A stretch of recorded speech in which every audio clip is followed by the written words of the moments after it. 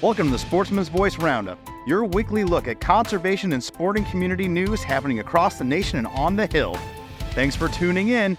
This is the TSV Roundup.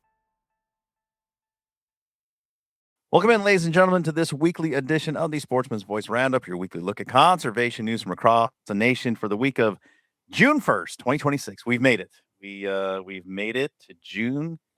I can't believe the year is almost half over. The policy train doesn't slow down. We have plenty of news to bring to you from around the nation. Our lead story, somewhat of a follow-up from the continuing conversation yours truly and our Senior Director of Fisheries, Chris Horton, has had over probably the last year plus anyway, as we discuss CSF's position on urging technology-driven approach to the North Atlantic right whale conservation. Chris will join me here in a moment to break down that article and some updates there. Headlines from around the country. In Maryland, as you might have saw last couple of weeks, the governor there did sign a Sunday hunting rule change bill there. You might have saw Kaylee Leager on that. This article provides an update on exactly what that bill did in Maryland, talking about House Bill 1063. While Maryland maintains somewhat of a mosaic of rules surrounding Sunday hunting, there were some improvements, but yet Maryland still remains somewhat confusing. If you live there, you know. If you're traveling there as a hunter, you definitely want to bone up on your rules, regulations, and the counties in which you are hunting, because this stuff is county by county, to add to that confusion.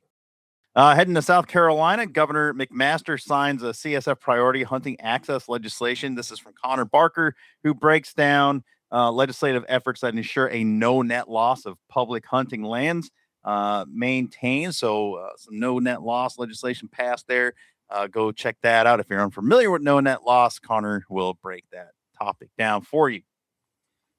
Chris will also highlight National Fishing and Boating Week here in a moment, and you can check that article out as well. Oklahoma, we get a legislative session recap there, as well as Hawaii, looking back at what was 2026 legislature. So housekeeping here, folks. Do maintain your awareness of the Huntfish 250 celebration and campaign here at CSF. You can go on to the huntfish250.org. I wanted to make sure I got it right. Hunt 250. That is numeric 250.org. Go there, check out the campaign, the cool swag and offers we have there. Uniquely American experience, conservation policy in America. We've been doing it for so long, and go there, check that out, celebrate, join us in that celebration, and also tune in the feature editions of the podcast, where we are doing a multi-part series from the beginning and before the beginning of our founding, wildlife conservation policy, the evolution of that, bringing us to, today, species specific highlights. And then we got some more great guests coming in the coming weeks. So all that up to our nation's birthday and a little bit beyond. The huntfish250.org website is up. You can go check that out now. Don't miss the other sound bites that are there. You can check out other partner news that we highlight and be involved there. You can sign up for the EPUB edition of the Sportsman's Voice weekly EPUB edition. Again, that is at congressionalsportsman.org, congressionalsportsman.org. Sign up. It's free. We won't spam you. I promise. We won't sell your information, but it is a good resource for you. All right. All that said and out of the way, we welcome in now Chris Horton to break down right whales and National Boating Week. Chris, welcome. How are you? Yeah, thanks, Fred. I'm good. I actually just flew in from our little congressional fishing competition on the Potomac, where we focused on removing blue catfish with some staff from the Hill and some of our partners, and just a fun day to get on the water to start the week. But yeah, we ended up taking out over 100 blue catfish, invasive blue catfish is Chesapeake Bay. So trying to raise awareness about that, and some legislation that is trying to address that problem that's already cleared the House, which is the Malls Act. But you've heard us talk about that before. But anyway, it was a good day on the water. So glad to be back in the office and trying to get caught up. Yeah, love to hear it. So what's going on? Like I mentioned at the top, we've had this conversation going back quite some time now with this program. Yep. Go ahead and update us on right whales. Yeah, so the administration, the Trump administration issued an advance notice of proposed rulemaking to review the 2008 North Atlantic right whale vessel speed rule. That's a big long mouthful, but we've had this speed rule on the books since 2008 that applies to vessels 65 feet and longer, so mainly container ships, to try to avoid collisions with right whales, which is a cause of mortality. But trying to reduce that, they have seasonal speed zones where they have to go 10 knots. But what started our conversation around this is that in 2022, the administration was looking to, the Biden administration was looking to expand that speed rule to include vessels 35 feet and longer, and which would have had significant impact on offshore fishing because it would basically shut it down for half the year, maybe a little bit more, depending on where you lived along the Atlantic seaboard. But it would require every vessel 35 feet and longer to go 10 knots. And there were just a number of problems with the risk assessment there. There's less than 1/10 of a millionth chance that a recreational vessel is going to strike a North Atlantic right whale. So it was really an over precautionary approach. So we welcomed this new announcement to review this rule, which has been in place now almost 20 years, 18 years. And it's time to review it. And even when the proposed rule in 2022 to expand it was in play, which ultimately was withdrawn, so we're still back at the 2008 rule. Our biggest our biggest challenge was we weren't even invited to the table to talk about the expanding the rule. We haven't evaluated whether the rule was effective even on the larger vessels. But at the same time, things have changed drastically since 2008 in almost 20 years with technology. And technology is something that every angler and boater really relies on nowadays. And it continues to advance. And we felt like that technology should have been something that NOAA has been pursuing as a solution to collisions with North Atlantic right whales, even for large ships, all the way down to recreational boaters. None of us want to hit anything on the water, any hazard in the water, whether it be a whale or anything else, a container that falls off a ship floating out there. I mean, we don't want to hit anything in the water. So we felt like technology was ultimately the solution. And actually, in the 2008 final rule that NOAA published, they mentioned that technology is basically the future for a solution. Yet they hadn't put any effort into evaluating technology and incentivizing technology. So this advanced notice of proposed rulemaking is just the first step the agency is looking at now to review this rule and to take comments from the public on how can we make this rule better. Is it still necessary? So it gave us an opportunity to be at the table is the main thing. And then secondly, it gives us an opportunity to really push on technology and to talk about some of the advancements that have been made. In that 2008 rule, and again, we've talked about it before, but the WAVES task force, the Whale and Vessel Safety Task Force, was created by the industry. It's like, wait a second, the marine electronics industry, the boat manufacturing industry said, we've got the technology now. Let's start pulling all this together and demonstrate that we can have practical solutions through technology. So this advanced notice of proposed rulemaking gave us an opportunity to bring all that to the table and to advocate for technology as a solution moving forward. A couple of years ago that we there was a briefing down there by the office and headquarters for us, and it was pretty cool just to see some of the thermal stuff using drones. Certainly in a couple of years that stuff's probably advanced even more, right? Yes. Yeah, I wonder, so two things just to kind of give a little history to folks that might be unfamiliar. As I understand it, and correct me if I'm wrong, and I am. Right whales kind of not so fleet of foot or fin, if you will. They're kind of slow in comparison to other species of whales, so this makes them problematic as far as shipping lanes or recreational boaters out there, as compared to, I guess, other whales out there. I don't know what their speeds are, but I've always been told they're kind of the dumb whale, not the right whale.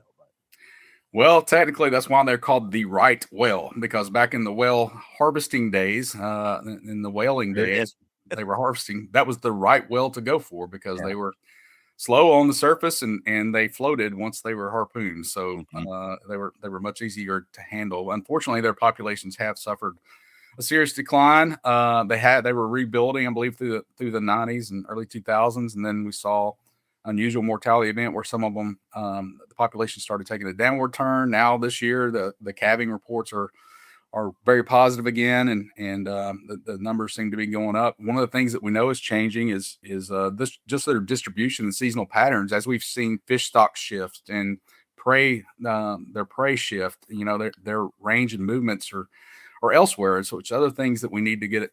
There needs to be a better handle on the science side of where the whales are, and then also an ability for technology to help us to avoid those whales, whether we're in a recreational center console or a 300-foot long container ship.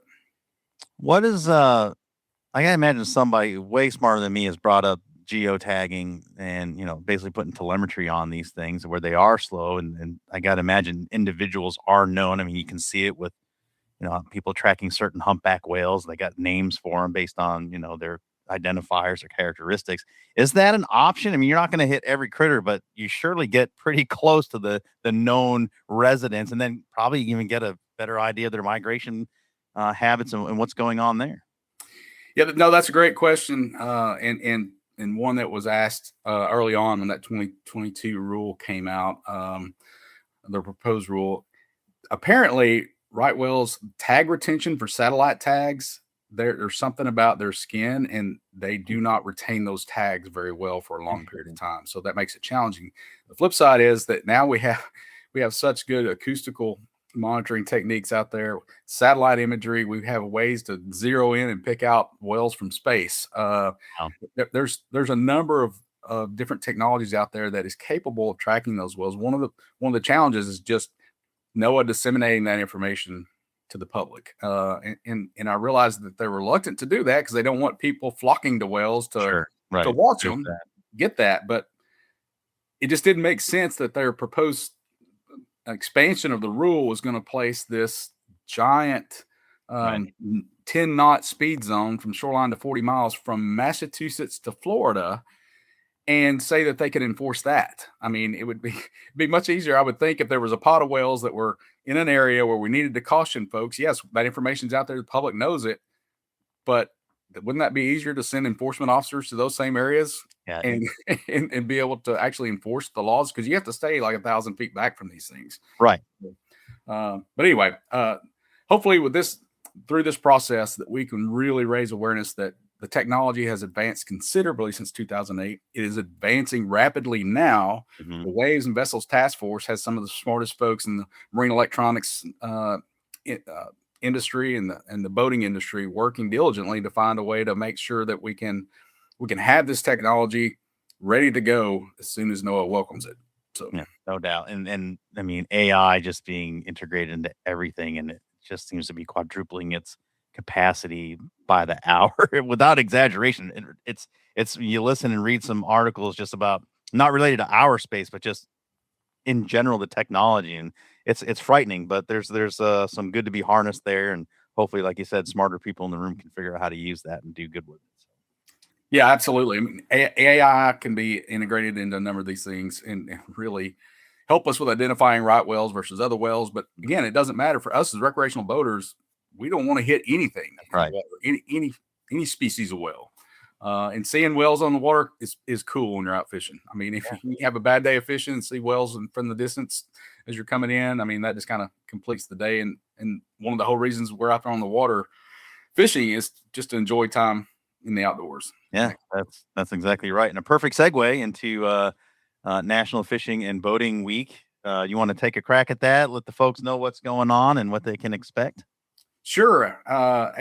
George W. Bush actually highlighted or made a national holiday out of boating and fishing and celebrating recreational boating and fishing many years ago, and that tradition has just been kept alive by state fish and wildlife agencies and federal agencies, and it's always in June of every year. It's kick off to the summer, and obviously from the saltwater fishing side, that's the best time of the year to go in most cases. So yes, National Fishing and Boating Week is coming up June 6th, starting this Saturday and going through next Sunday, the 14th. And associated with that, a number of states actually have free fishing days during this week. It's either this weekend, or one day this weekend, or one day or 2 days the next weekend. So check out our article on TSV. We went through and found all those that offer free fishing days during this National Fishing and Boating Week. And if you haven't been fishing in a while and don't have a license, haven't bought one, it's a chance to get on the water. But certainly hope you will buy a license, because most resident fishing licenses are really cheap. I know where I live in Arkansas, it's $10.50 for a resident to fish for the entire year. I mean, there are a number of lures that are 3 times that are pretty common in bass fishermen's tackle box. So it doesn't cost much, but what it does do is fund conservation. It funds the State Fish and Wildlife Agency to continue to provide you access to healthy fisheries. And for every license sold, that factors into the formula for money coming back from the Sport Fish Restoration Fund, which is also another way. It's an excise tax on fishing equipment and marine fuels that comes back to the states based on a formula of 60% number of licensed buyers and 40% relative to land area. So get out on the water, enjoy it, and hopefully you'll buy a license in the future if you haven't. Yeah, for sure. And Florida, as an example, has 2 weekends. So this coming weekend and the weekend after, 2 weekends of free fishing. So that's pretty cool. But yeah, to Chris's point, this is why it's important to go onto the website and see these articles for yourself, the in-article links and the resources. And this is the entire list that they scrubbed and put together. So if you're in one of these states or traveling, you know what dates are free fishing. And to your point, talking about the funding and what this comes back to, you and I will be having a conversation as part of the Hunt Fish 250 celebration podcast when we do a species-specific breakdown, conservation success story, when we look at the wild turkey with guest Rob Keck. And then Chris is going to be joining us as well to look at it from the fishery side and recovery and how these dollars come back in from your license purchase that we're encouraging to get on board with, and it goes to fish hatchery management and what that has done over decades and decades for access and for species recovery. So we're going to get into all that in a future episode as well. You can look forward to it. But yeah, National Free Fishing and National Fishing and Boating Week coming up. So take advantage of it. Chris, we appreciate your reporting as always. I'll let you have the last word if there's anything else to say. Other than that, we'll get on the water. No, thanks again, Fred, for having me on. And yeah, everybody just enjoy the start of the summer, be safe, and go catch some fish. Very good. Thanks, Chris. Thanks for joining us on this edition of the Sportsman's Voice podcast. Ladies and gentlemen, your support is crucial, and you can help us out right now by leaving a review, filling in those 5 stars where available, sharing this episode with friends and family, and engaging with us socially. CSF can be found on Facebook, Instagram, and X, formerly known as Twitter. Together, we can protect the outdoor sports we love and continue to keep you informed wherever you are. That's it for this week. Until next time, we'll see you later.